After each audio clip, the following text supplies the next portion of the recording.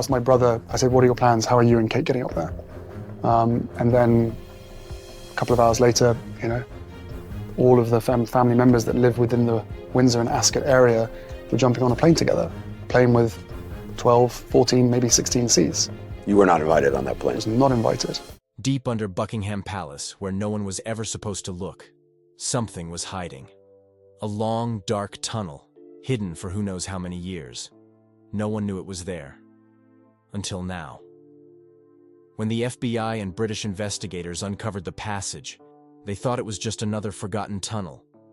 But the second they stepped inside, everything changed. Their faces went pale. Their hands started shaking. Because what they found wasn't just old or mysterious. It was something no one was ever meant to see. And the biggest question of all, who built this? And what were they trying so hard to hide? The discovery of the secret tunnel. It all started with a tiny mistake. Something so small that at first nobody thought much of it. A maintenance worker inside Buckingham Palace was doing a routine check in the basement. Nothing exciting, just another regular day on the job. He was fixing an underground pipe when he noticed something strange. As he walked across the stone floor, one of the tiles beneath his feet sounded hollow. At first, he thought nothing of it, but the sound stuck in his mind. So, out of curiosity, he knocked on the floor again. Hollow. He knocked again, this time louder. Echo. That's when he knew there was empty space beneath the floor. He reported it to palace security, thinking it might be a structural problem. Maybe an old storage room, maybe an abandoned basement. Who knew?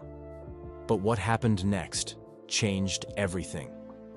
That very night, security cameras in the palace picked up something even more bizarre.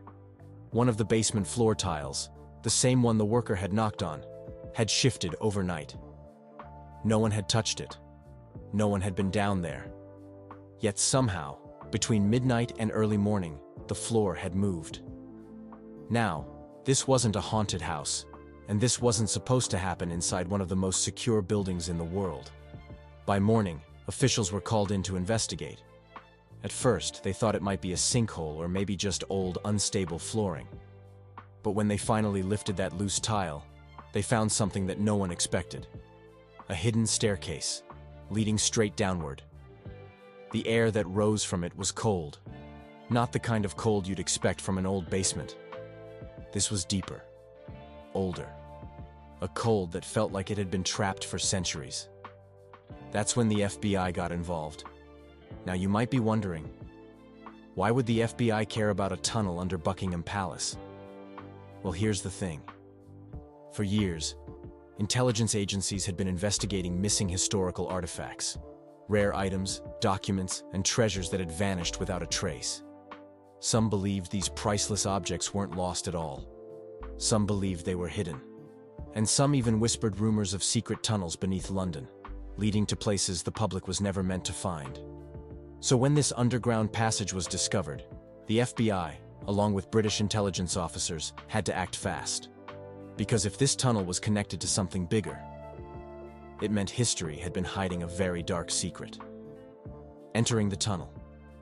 The moment they stepped inside, it felt like stepping into another world.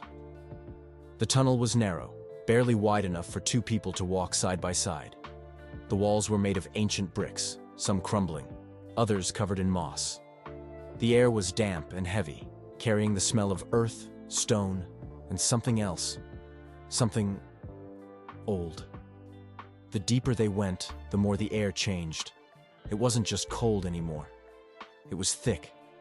It clung to their skin, as if the tunnel itself had been sealed off for so long that even the air didn't belong to this time. Then, they saw something that shouldn't have been there. Footprints, fresh ones. Now think about this. If this tunnel had been hidden for centuries, no one should have been down here. So who had left these?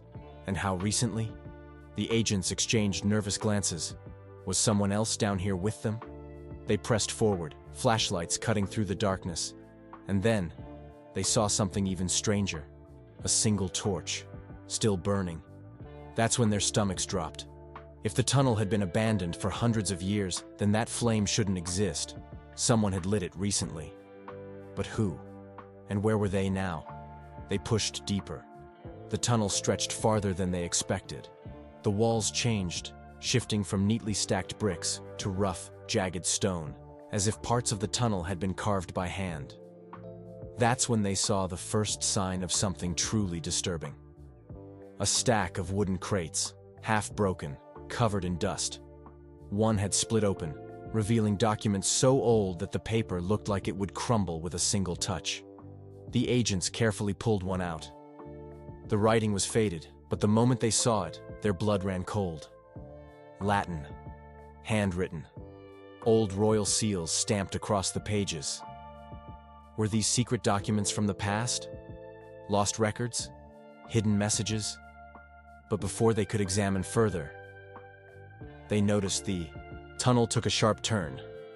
And at the very end of that turn, a massive, rusted iron door. It stood half buried in the stone, its edges sealed tight with something that looked like wax or old cement. One of the agents stepped forward, reaching out to touch it. The metal was ice cold, even though the tunnel wasn't freezing. Then, as his fingers brushed the surface, thud, a sound from the other side. They froze. Everyone turned to each other, eyes wide. Was something in there?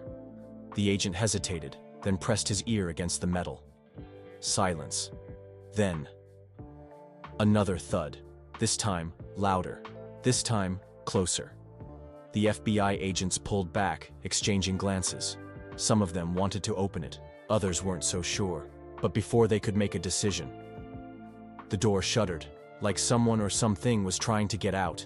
At this point, the team had a choice. Do they open the door, or do they seal this tunnel forever?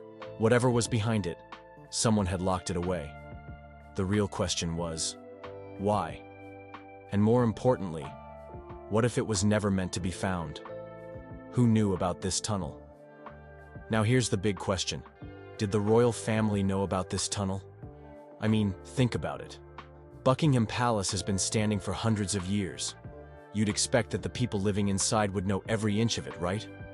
But what if they didn't? Let's say the tunnel was built centuries ago. Maybe it was dug long before Buckingham Palace even existed in its current form. Maybe it was once connected to an older building that stood here before. That would mean the royal family might not have known about it at all. But then again, how could they not know? We're talking about a tunnel right beneath their feet. Could it be that some members of the royal family were aware of it, but they kept it a secret? What if this tunnel was used for something they didn't want the public to know about? Maybe secret meetings? Maybe something even darker. And here's another thought. If the royal family didn't know, then who did? Someone had to build it. Someone had to use it. And most importantly, someone had to keep it hidden for all these years. So, who were they? If not the royal family, then who built it? And why? All right, let's assume for a moment that the tunnel wasn't built by the royals. That opens up a whole new set of possibilities. Could it have been built by a secret society? Maybe a group of spies? Or could it have been made for something even more mysterious? London is a city full of history, and throughout the years, it has been home to many powerful people. Kings, queens, politicians, war strategists, and even criminals. Maybe this tunnel was built as an escape route for someone important. Maybe it was a passage for spies during a war. And here's a chilling idea. What if it wasn't just used for transportation? What if this tunnel had a darker purpose? Imagine this. Centuries ago, someone, maybe a secret organization, dug this tunnel and used it to smuggle things, or even people. Could it have been connected to human trafficking? Could prisoners have been kept there? Could this have been a hidden dungeon? The more you think about it, the more questions pop up. Because if this tunnel was built for a reason, and someone went through so much effort to hide it, then whatever happened down there had to be something big. Is this evidence of a hidden part of British history? We all learn about history in school. We hear about kings, queens, wars, and revolutions. But here's the thing. History is always written by the winners. What if there's another side to British history that we've never been told? If this tunnel was never meant to be found, then it's safe to say that it was part of a secret. But what kind of secret? Could it be something that changes what we thought we knew about Buckingham Palace? Maybe this tunnel was used during a time of crisis, and no one ever documented it. Or maybe it was deliberately erased from history. If that's the case, we have to ask, why? What was so dangerous about this tunnel that people wanted to pretend it never existed? Could it lead to another part of London that was once a secret meeting place? Could it be connected to old government dealings? Or could it be something far more mysterious, like a hidden underground network that only a select few knew about?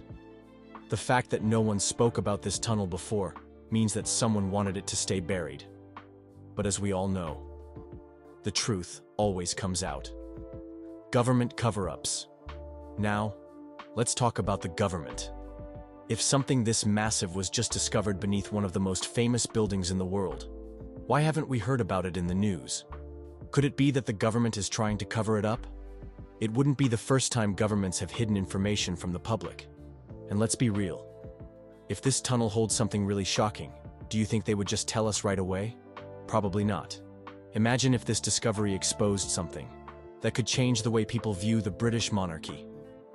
Imagine if it revealed something about past kings and queens that would make people question everything. That would be a huge scandal. So what does the government do in situations like this? Simple. They keep quiet. Maybe they've already sealed off the tunnel. Maybe they're investigating in secret. Or maybe they've known about this tunnel for years but didn't want the public to find out. But here's the real question. Can they really keep something this big a secret forever? In today's world, where information spreads like wildfire, it's only a matter of time before the truth comes out. Could it be tied to a major historical event? History is full of mysteries, and some of them might just connect to this tunnel. What if it played a role in a major historical event? World War II. During World War II, London was a city of spies, hidden codes, and secret operations. The British government built many underground bunkers and escape tunnels during this time. Could this be one of them? Maybe it was an emergency escape route for the royal family in case of an attack. Or what if it was used against the royal family? Maybe enemy spies used this tunnel to infiltrate the palace. Maybe someone important went missing through this tunnel, and that's why it was covered up. The Cold War. During the Cold War, intelligence agencies like MI6 and the CIA were involved in all kinds of secret activities. Could this tunnel have been a meeting place for spies? Maybe a place where classified documents were exchanged? Maybe even a place where someone was silenced forever? Ancient royal scandals. The British monarchy has seen its fair share of scandals over the centuries. Affairs, betrayals, even mysterious disappearances. Could this tunnel be connected to one of those stories? Maybe a secret lover of a king or queen used this tunnel to sneak in and out. Maybe a missing servant was hidden here. Or maybe someone was imprisoned down there and never made it out.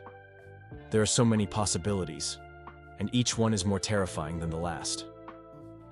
How does this change what we know about Buckingham Palace? Let's be honest. When we think of Buckingham Palace, we think of royalty, luxury, and tradition. But this discovery proves that there's another side to this place, one that has been kept in the shadows. If this tunnel really is as old as it seems, then what else is hidden beneath Buckingham Palace? Could there be more tunnels?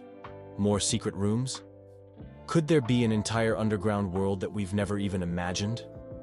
And if the people in power have been keeping this a secret for so long, what else are they hiding? This discovery doesn't just change what we know about Buckingham Palace, it changes what we know about history itself. Because if a tunnel like this can stay hidden for centuries, then what other secrets are still buried beneath our feet? Are secret tunnels under Buckingham Palace real? London is an old city with a deep, complicated history. Beneath its streets, there's another world. Hidden tunnels, forgotten passageways, and underground chambers that most people don't even know exist. Some of these tunnels are hundreds of years old. Others were built in secret and never officially recorded. One of the most famous underground places is the Tower of London, which has tunnels that date back to medieval times. These tunnels were used for escape, for moving prisoners, and even for smuggling goods. Some say they were also used for something much darker, secret executions that history tried to erase. Then there's Whitehall, the center of the British government. It has underground bunkers and secret passages built during World War II. Winston Churchill himself used these hidden tunnels to move around safely while bombs fell over London. And let's not forget Windsor Castle, one of the royal family's favorite homes. It has tunnels leading in and out of the castle, which some say were used by kings and queens as escape routes during dangerous times. There are even rumors that some of these tunnels connect directly to Buckingham Palace. Now here's the big question. If these secret tunnels exist in other royal buildings, why wouldn't Buckingham Palace have them too? In fact, there are stories about a tunnel leading from Buckingham Palace all the way to Whitehall. Some even believe there's an entrance hidden inside a well-known London pub called the Red Lion.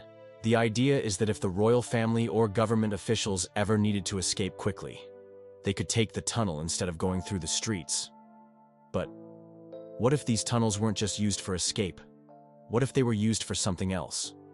Whenever we hear about secret tunnels, we usually think of exciting things. Hidden treasures, spies sneaking through the night, or daring prison escapes. But tunnels can also hide dark secrets. And the one under Buckingham Palace? It might have been used for something no one was supposed to see. Think about it.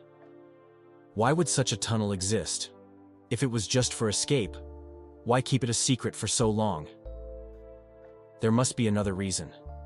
One that the public was never meant to find out. One chilling theory is that the tunnel was used to smuggle people, but not in the way you might think. There have been whispers, rumors, and old stories suggesting that tunnels like this could have been used to move prisoners, spies, or even enemies of the crown without anyone knowing. Imagine being taken into the palace and never being seen again. Could this tunnel be connected to something like that? And then there's another theory, one that's even more disturbing. Some people believe that certain underground tunnels in London were used for secret meetings, rituals, or activities that had to stay hidden from the public eye. These stories have never been proven, but history is full of things that were once dismissed as crazy theories, only to be revealed as true years later. So what was this tunnel actually for? Was it a simple escape route, a smuggling passage, or something much, much darker? Possible theories behind the tunnel.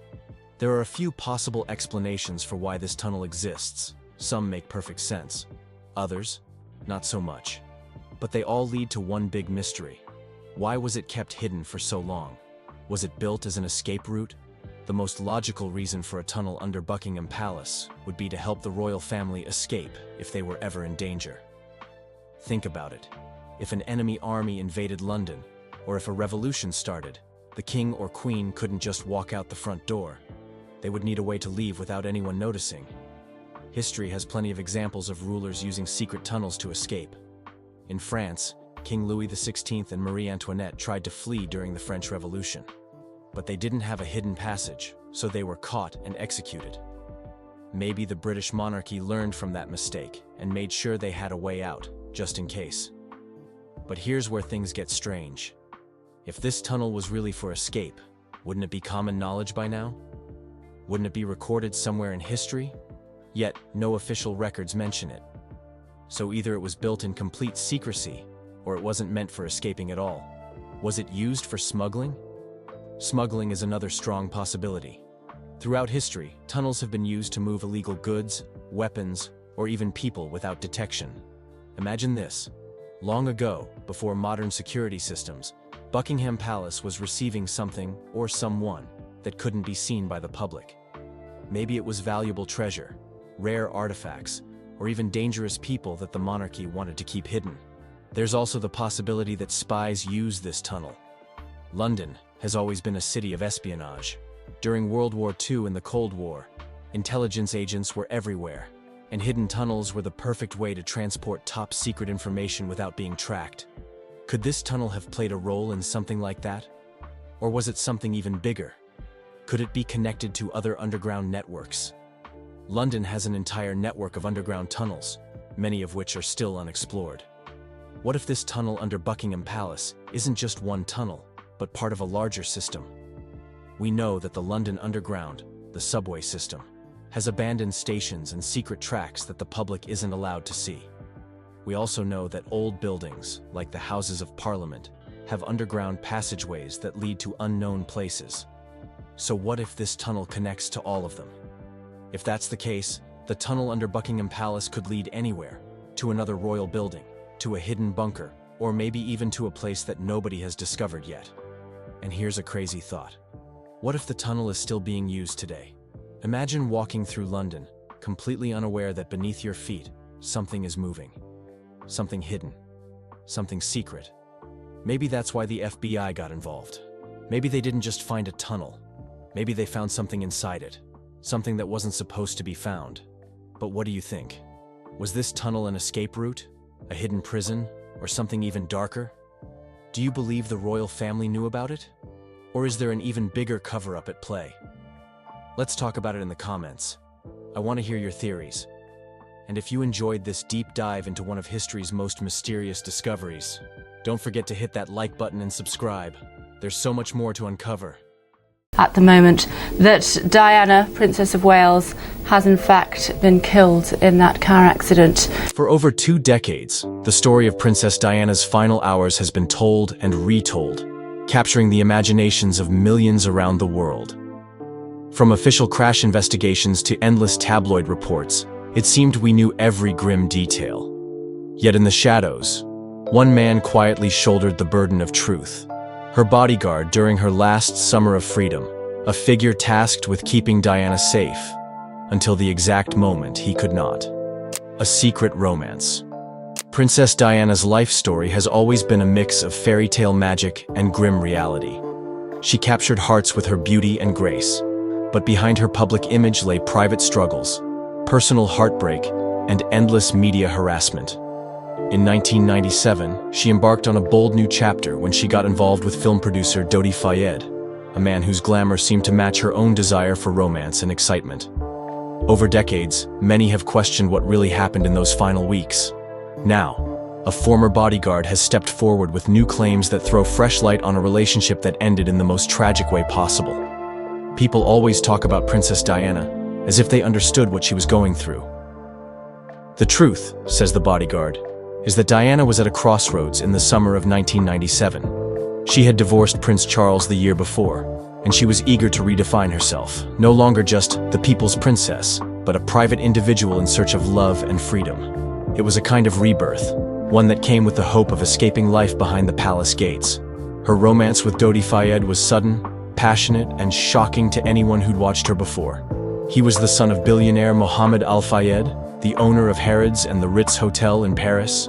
He was also a flashy character who enjoyed mingling with Hollywood stars and throwing grand parties on private yachts. The bodyguard suggests that Dodi offered Diana an escape from the controlled environment she had always known. She supposedly felt safe stepping onto his father's yacht in the south of France, away from the typical line of photographers that took positions outside Kensington Palace day after day. When images did leak of Diana and Dodi cuddling or kissing, the tabloids went wild. Yet, according to the bodyguard, Diana was in a strangely optimistic mood during that time. She was tired of the constant lens pointed at her face, but she was also convinced she could somehow handle it. Dodi was famously generous with lavish gifts, top-floor suites, and dreamy vacations. Diana had rarely experienced a relationship that allowed her to unwind without rigid royal protocols overshadowing every move. What people may not realize, though, is that Diana had just left behind another relationship. A deeper, more private love with heart surgeon Hasnat Khan.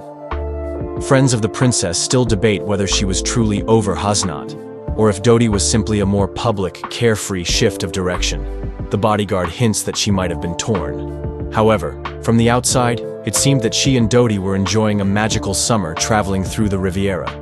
The bodyguard himself had to arrange their security, or at the very least, keep an eye on the paparazzi that followed them everywhere they went. Even though the pair tried to stay discreet, pictures of them hugging on deck frequently appeared in magazines. The bodyguard claims Diana never confirmed that she and Dodi were engaged, even though rumor had it he was about to propose. Some believe that Mohammed Al Fayed had grand visions of tying the Al Fayed name to British royalty, while others argue that Diana was committed to forging her own path and was cautious about jumping into marriage again. According to the bodyguard, Diana wanted to keep people guessing about the seriousness of her relationship with Dodi. She was certainly fond of him, and they spent hours talking about what the future might hold. At the same time, the glare of publicity around them was so severe that it felt like they were living in a pressure cooker. That tension, in the bodyguard's words, became the backdrop for the night of August 30th, 1997. Diana and Dodi were looking for a quiet, romantic time in Paris. They wanted privacy, which the bodyguard says was already in short supply. People who saw them earlier in the day remembered that they seemed cheerful and affectionate. But beneath that calm surface, the paparazzi were already staking out various exits around the Ritz, eager to get more pictures and sell them to tabloids across Europe.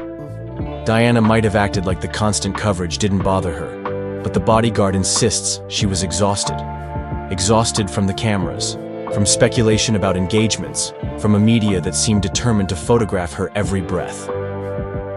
Red flags. The bodyguard claims were ignored.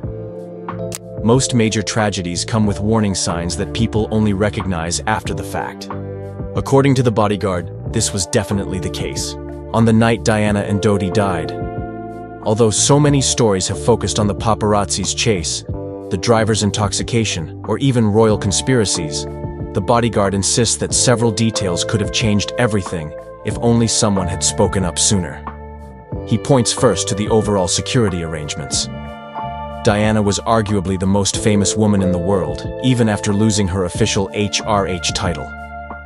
She was used to traveling with skilled protection officers who followed protocols hammered out by palace insiders. But once she stepped out of official royal circles and into a private billionaire's domain, some of those professional layers fell away. The bodyguard claims that by the time they got to Paris, security was ad hoc. Nobody seemed fully in charge of deciding which routes were safest, let alone checking whether the designated driver was in any condition to handle that responsibility. He also believes that trusting the Ritz to handle their exit might have been a fatal oversight. Dodi wanted so badly to outsmart the paparazzi that he proposed an elaborate decoy plan. 2 cars would exit from the front of the hotel, cameras flashing, while the real duo, Diana, Dodi, and bodyguard Trevor Rees-Jones, would sneak out the back in a black Mercedes. It sounds clever in theory, but the bodyguard reveals that it was put together at the last minute. The paparazzi had practically sniffed it out immediately. Some staff members, the bodyguard adds, saw the paparazzi lingering in suspicious spots. If anyone realized that the decoy plan was compromised, they didn't pull the plug. Another red flag was the condition of the driver, Henri Paul. He worked as deputy head of security for the Ritz, but that didn't mean he was fit to handle a high-pressure chase on Paris roads. Subsequent toxicology reports indicated that he had been drinking. Some say people noticed he smelled of alcohol. Others claimed he seemed calm. The bodyguard is adamant that a formal check or a backup plan should have been triggered the moment there was doubt. Instead, Dodi and Diana, under pressure, in a rush, apparently chose to trust him because they were desperate for a quick escape. Then there were the paparazzi themselves, no longer just snapping photos from a distance, but actively maneuvering through traffic, swerving on motorbikes, and racing ahead to block the Mercedes. The bodyguard claims that the night was already tense, and ignoring how bad the chase had become was a recipe for disaster. Between the late hour, the urgency to evade cameras, and the possibility of an impaired driver, everything came together in one catastrophic moment. The bodyguard believes these red flags could have been addressed. Instead, no one stepped in to call off the late-night plan or ensure a more professional driver was found. In his eyes, that's the real tragedy. A series of small, preventable mistakes that ended up costing Diana and Dodi their lives. While official inquiries often highlight specific flaws, speeding, alcohol, paparazzi aggression, the bodyguard says he saw it as an overall breakdown. Everyone was a little too confident that they could handle the situation, from evading paparazzi to controlling the route through Paris. Nobody wanted to slow down and rethink the plan. The Mercedes in the underpass. The collision in the Pont de l'Alma tunnel has become one of the most infamous traffic accidents in modern history. The bodyguard wasn't inside that Mercedes himself, but from the evidence and testimony he's gathered, including what one survivor recounts, he has painted a harrowing picture. He describes how Henri Paul raced away from the Ritz, with Trevor Rees-Jones in the front passenger seat and Diana and Dodi in the back. Chased by a swarm of paparazzi on motorcycles, they sped through city streets in hopes of buying some privacy, even if it was just for the few minutes it took to get to Dodi's apartment. The underpass was dimly lit, and often a spot where local drivers didn't expect to be going at high speed. Witnesses posted near the entrance to the tunnel said the Mercedes seemed to be traveling faster than normal. People recall the squeal of tires, the rush of engine noise, and then an awful crunch as the car collided with the concrete pillar. According to official inquests, Dodi and Henry Paul died on impact. Trevor Rees-Jones, who wore a seatbelt, was severely injured in the crash, sustaining massive facial damage that required extensive reconstructive surgery. Diana was found alive but in dire condition. Immediately after the crash, paparazzi continued to arrive. While some tried to help, others were busy snapping photos. It was one of those moments that would later be used as evidence of how twisted paparazzi culture had become. Instead of calling emergency responders, they were eager to get the perfect shot. The bodyguard suggests that the frenzy around the car might have even worsened the chaos, preventing calm, orderly rescue efforts. The bodyguard says that what still haunts him is the sound of conflicting information in the aftermath. Some bodyguards claimed to have heard crying from inside the car, while others were unsure if Diana was still conscious. A few minutes felt like hours. By the time paramedics and firefighters arrived, they had a giant obstacle course of onlookers and cameras to get through. The bodyguard points to the first responder's story, often identified as a firefighter named Galen, or Gourmelon, who found Diana still breathing inside the wreck. That, to him, underscores how close they were to saving her. She was far from unresponsive at the scene. She still had a fighting chance. But the interior of the Mercedes was crushed. The front end was unrecognizable, seats pushed forward, glass shattered across the floor. The bodyguard notes that at first glance, many people at the scene didn't realize it was Princess Diana at all. Some recognized Dodi, or they pieced it together when they saw the paparazzi going wild. For the bodyguard, it's one of the darkest ironies. She wanted to avoid the press that evening, and yet here she was, surrounded by camera flashes and strangers in her most vulnerable state. Her last words and final moments over the years. Countless rumors have circulated about Diana's last words. Some say she spoke of her sons, William and Harry. Others claim she said nothing. Then, a firefighter's testimony emerged 2 decades later, saying Diana mumbled something like, "My God, what's happened?" Or, "Oh my God, leave me alone." The bodyguard who has now stepped forward supports the idea that she was indeed conscious, if only for a short time, and was confused by the chaos around her. He explains that first responders rushed to give Diana oxygen and stabilize her neck. At that moment, the adrenaline must have kicked in,